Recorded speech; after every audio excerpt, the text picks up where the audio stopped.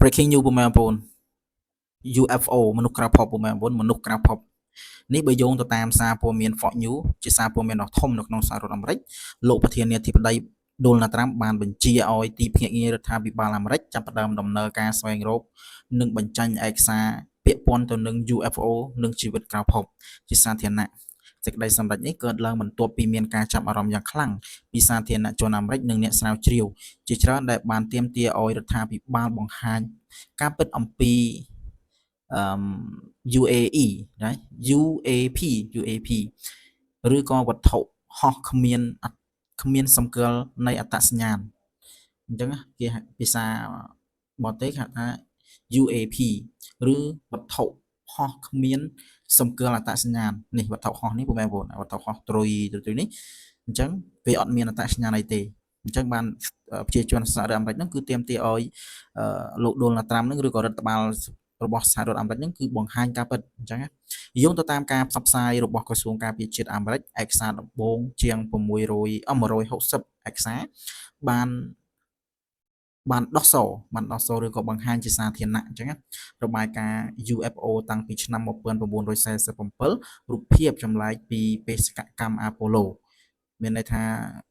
មនុស្សក្រៅភពហ្នឹងវាមានឯកសារហ្នឹងតាំងពី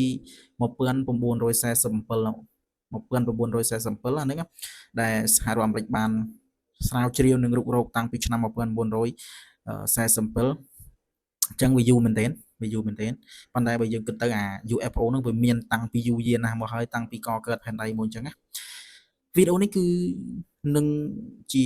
សកម្មភាពឬក៏ជាសកម្មកម្មពីយោធានិងអ្នកបើកយន្តហោះឬក៏ករណីវត្ថុអាចកំបាំងហោះជិតបំផុតនៃតំបន់យោធាអញ្ចឹងណាសេចក្តីរាយការណ៍អំពីcoordinate ឬក៏ពន្លឺមិនស្គាល់ប្រភពនៃយានអវកាស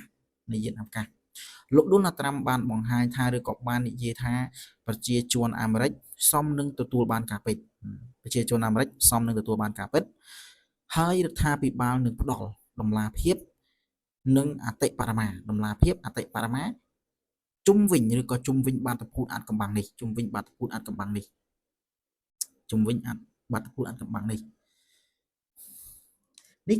េះទោះជាយ៉ាងណារដ្ឋមន្ត្រី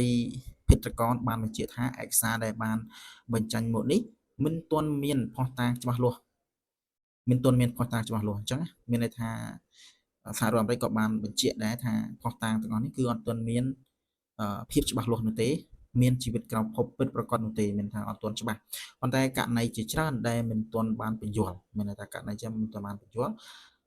ការបង្ហាញឯកសារនេះកំពុងតែបង្កឲ្យមានការភ្ញាក់ផ្អើលទូទាំងពិភពលោកខណៈដែលអ្នកជឿលើ UFO មានន័យថា